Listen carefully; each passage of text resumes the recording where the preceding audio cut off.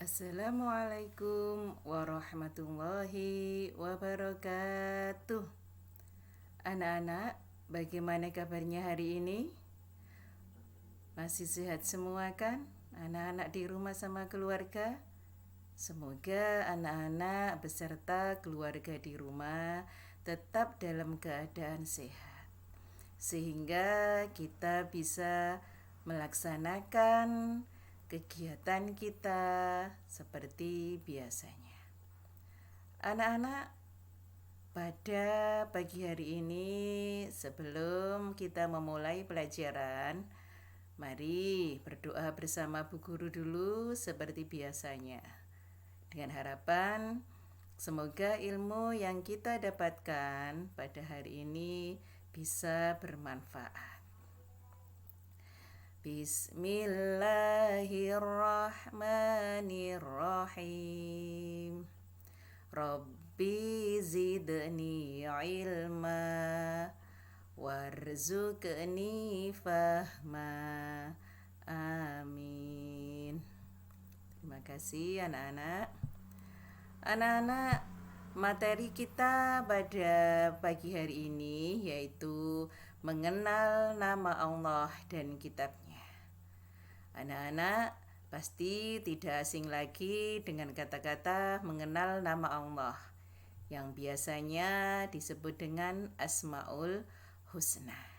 Karena pelajaran ini sudah biasa kita lalui mulai dari kelas 1.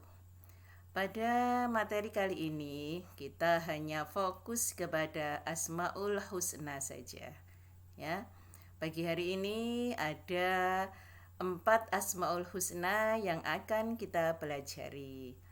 Anak-anak, dalam hal ini kalau sudah mengetahui Asmaul Husna, setelah pelajaran ini nanti anak-anak diharapkan dapat hafal Asmaul Husnanya beserta artinya.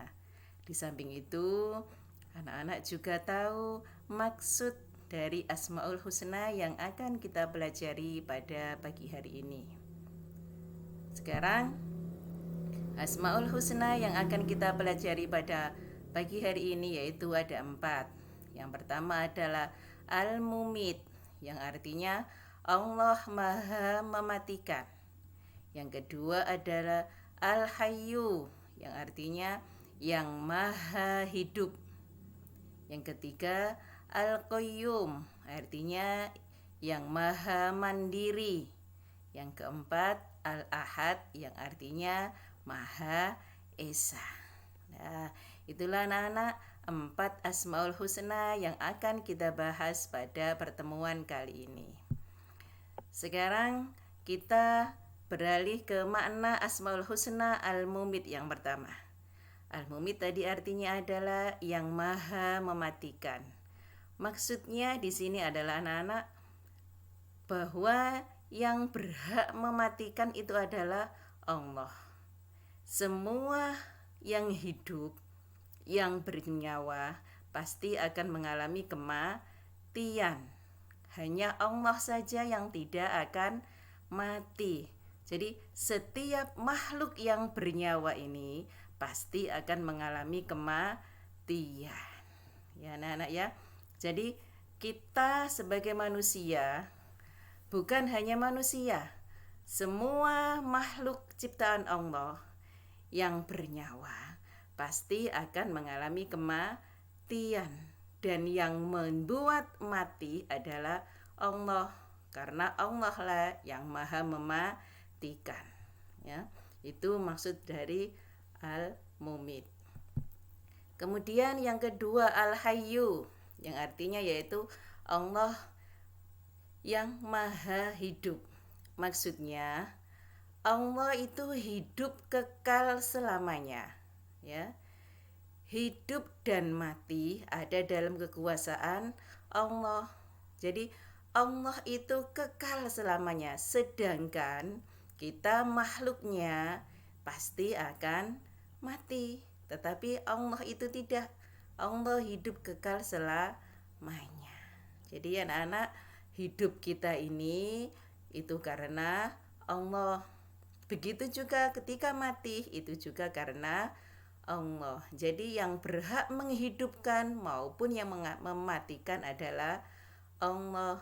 Jadi dalam hal ini Allah itu maha hidup, maha menghidupkan segalanya. Tapi Allah itu hidup kekal selamanya, sedangkan semua makhluk ciptaan Allah akan mati. Kemudian yang ketiga yaitu Al-Qayyum. Artinya di sini yaitu Allah maha mandiri. Maksudnya Allah itu berdiri sendiri untuk selamanya. Allah itu tidak membutuhkan bantuan dari siapapun. Maksud dari Al-Qayyum. Beda dengan manusia.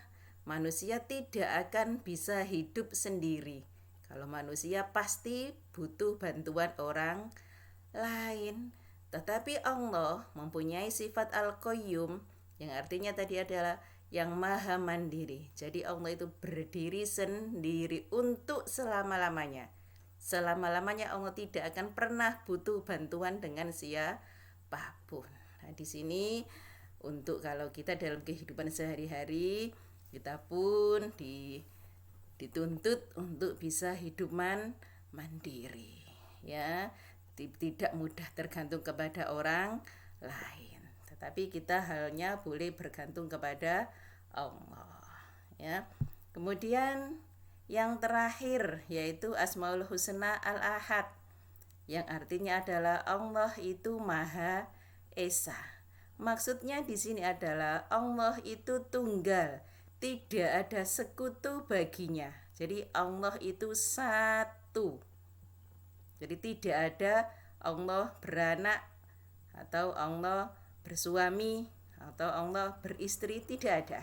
Yang ada hanyalah Allah itu Esa, Al-Ahad, yang Maha Esa. Jadi Allah tidak bersama siapapun. Allah itu tunggal, Allah itu sendiri. Nah, itu anak-anak maksud dari Al-Ahad. Bagaimana anak-anak?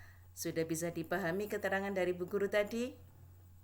Ya, mudah-mudahan anak-anak bisa memahami semua pelajaran yang sudah diberikan Bu Guru pada pagi hari ini.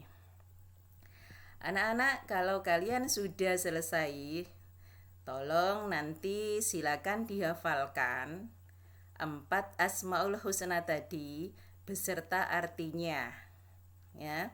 Setelah itu silakan divideokan. Anak-anak jangan lupa ya, hafalannya di depan orang tua masing-masing, karena kalian belajarnya didampingi oleh orang tua. Jadi hafalannya pun di depan orang tua, tetapi silakan direkam, hasil rekamannya dikirimkan ke Bu Guru.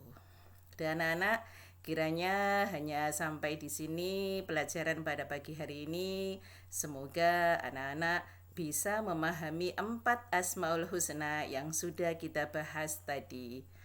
Akhirnya marilah kita tutup dengan bacaan hamdalah.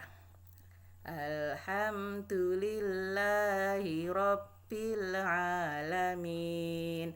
Akhirnya, Assalamualaikum warahmatullahi wabarakatuh.